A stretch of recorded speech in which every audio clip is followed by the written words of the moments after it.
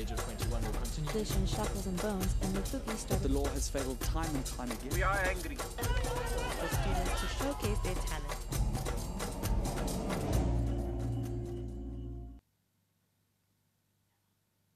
A very warm welcome to Oppi TV's first broadcast, coming to you live from the Africa Media Matrix. First up tonight, Rhodes University's Orientation Week kicked off with over 1,000 first years arriving in Grahamstown. Amanda Marimba has more.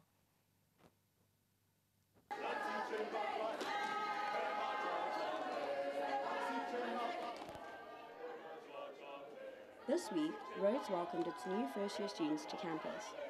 The students had the opportunity of attending various academic lectures and entertainment events throughout the week. Inter-residence competitions and SRC-hosted activities kept the newcomers busy. One of the highlights of the week, courtesy of the drama department, was the amazing Other Show.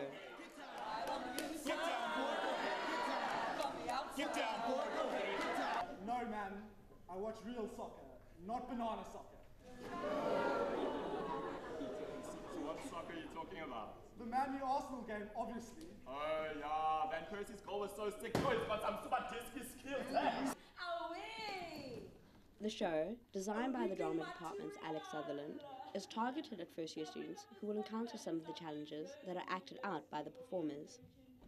And then there's this random group of mixed-race students just like chilling on the lawn. The idea is to be provocative, to evoke conversations. And so the students open up and they reveal their experiences and they have conversations about these particular issues. And the idea is to kind of reach a sort of a critical thinking level. We're really looking at very unique issues within South African society and within the youth, and trying to arrive at some kind of solidarity, of understanding, you know, or just a deepening of our minds regarding these things. Amanda Marimba, Rhodes University, Oppi TV.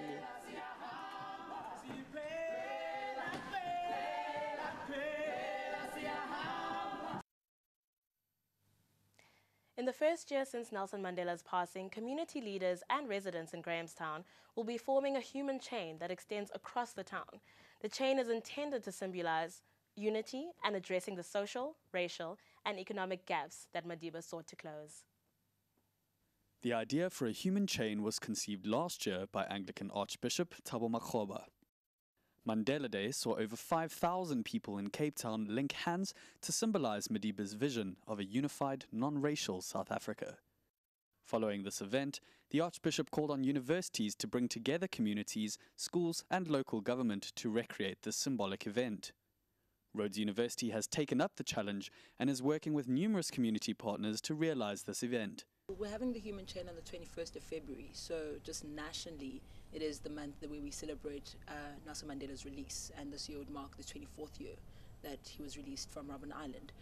And Grahamstown has quite a strong relationship with Nelson Mandela anyway, and when he passed on the 5th of December, there weren't a lot of students on campus.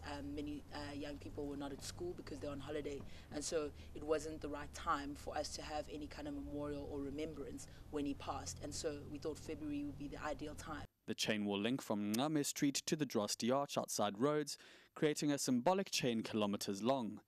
But organizers have affirmed that symbolism is not enough. The human chain is not, you know, the silver bullet that will suddenly hold hands and great old divides will wash away.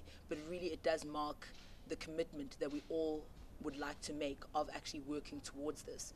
We don't see ourselves as being in the business of social engineering, if in that sense, where we think that we can tell people how reconciliation or transformational community building should happen. But we're starting to ask those questions and say, 20 years after democracy, how do we see our Grahamstown 20 years from now? Oppi TV will be along the route to capture the chain on February 21st. Mark Davies for Oppi TV, Grahamstown. As the academic year begins, students on NSFAS bursaries in universities across the country have been turned away due to lack of funding. Mark Davies has some more information on this story. Mark? Thank you, Vimbai. Issues with financing for students at universities and FETCs have resulted in yet another tough start to the academic year. A shortfall of over 100 million rand in NSFAS funding at the University of Limpopo, for example, resulted in crisis at that institution, where over 50% of students rely on NSFAS. 20 students protesting over the same shortages were suspended at the University of Johannesburg last month and were criminally charged for disrupting that administration. Following this in late January, however, sustained action from SASCO and other involved parties drove the Minister of Higher Education, Blade Nzimande, to inject 1 billion rand into NSFAS to cover the shortfall. Nevertheless, the battles for funding are far from over, and thousands of prospective students are still structurally locked out of tertiary education. This is certainly the case for many applicants to Rhodes as well, where fees are substantially higher here than at other Eastern Cape institutions of higher learning. In the coming weeks, we at Oppi TV and the Oppidan Press will be looking further into this funding saga. We will invite NSFAS to comment on whether the opening of new offices at universities to deal directly with funds is a move in the right direction. Back to you, Vimbai. Thanks, Mark. Coming up after the break, we speak to Rhodes Dean of Students, Dr. Vivian de Klerk. Stay tuned.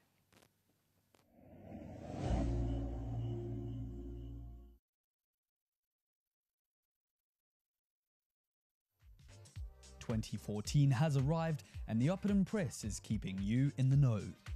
Here's what's inside the O-Week edition.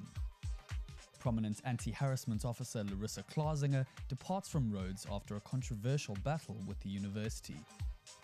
More in news features, only 27% of South African undergraduates finish their degree in the set time of 3 years. Dean of Teaching and Learning Chris Ibawi explains why. How true are these degree stereotypes for you? Opinions editor Ben Rule puts a humorous edge on how your degree choice may shape your behavior. And in sports, Rhodes Rowing hopes to win the race to the top in 2014. All this and more in the O-Week edition of Rhodes' leading student newspaper, the Oppidan Press. Visit oppidanpress.com for more.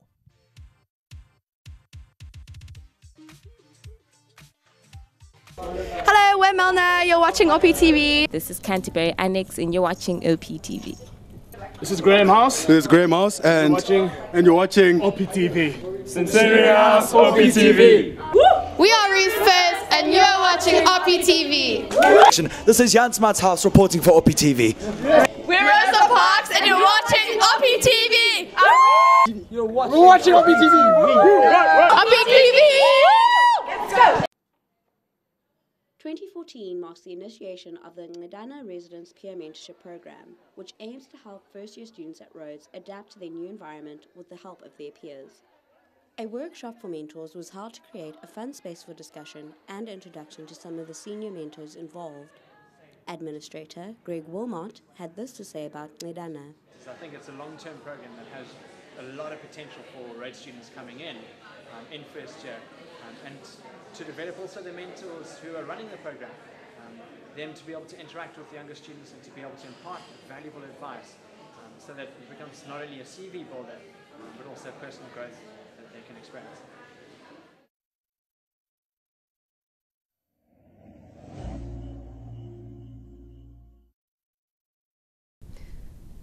In studio today, we have the Dean of Students of Rhodes University, Dr. Vivian de Klerk. Thank you so much for joining us.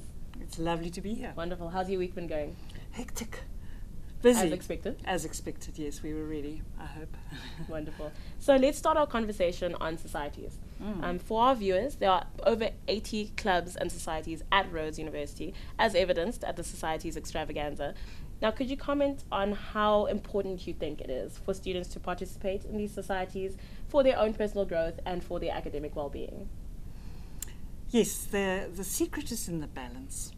I do believe it is important that a student should try and get involved, but not too much.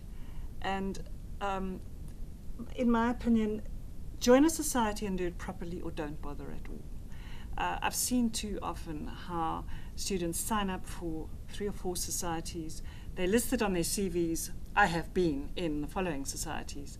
And then you see after a year or so that they didn't even go to any meetings.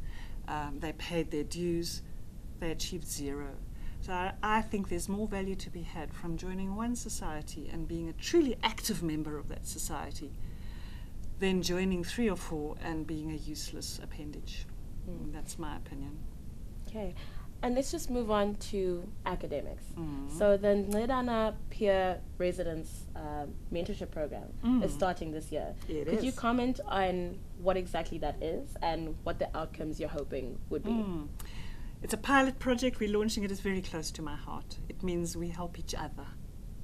And it's actually a wonderful opportunity for first-year students to say, yes, I'd like someone who can be my shoulder, my support, my ear for the first half of the year. It only runs for half a year anyway. On a, if I don't like it, I can go basis. So what's there to lose? There's everything to gain.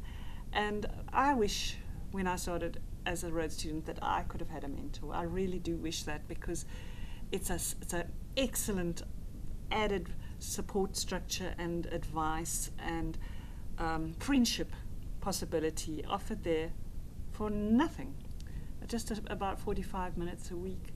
And I'd ask first-year students to give it a try. I really would hope that they will give it a try. Now, keeping in line with a program such as Ndledana, Rhodes annually does score nationally above average, but there are certain students that don't make it into their second year. There are factors such as language barriers, things like financial constraints. Would you like to comment on some of those factors? Well, coming to university is a huge shock for many people, and even those who speak English as a mother tongue sometimes don't cope. We do have academic exclusions, and while we have the highest throughput rate, think of those 14% who don't, who get excluded for various reasons. Sometimes it's not getting that balance right, overindulging in some attractive aspect of the university life and not focusing on what is the true purpose of being here, which is to get that degree. And so I can't say exactly what is the main cause. There are multiple causes, and we have to remember that in every person's life, as they come to university, they've got a family in the background that they're missing, that they're worrying about possibly. They have a relationship with a person that's working or not working that can be a problem. There may be health issues. There may be choosing the right subject issues. All of those are equally important. It's about getting that balance right. And the Dean of Students Division is there to offer that help. So is the mentorship program there to offer that help. And for those students, those first-year students in particular, who are struggling or who are facing these challenges, who should they be seeking advice from, aside from the Ndledana program? Yes. And what kind of channels or structures does the university offer for them? Even if you're in residence or not in residence, you will have sub-wardens in place, trained leadership teams in place, house committees in place, and wardens.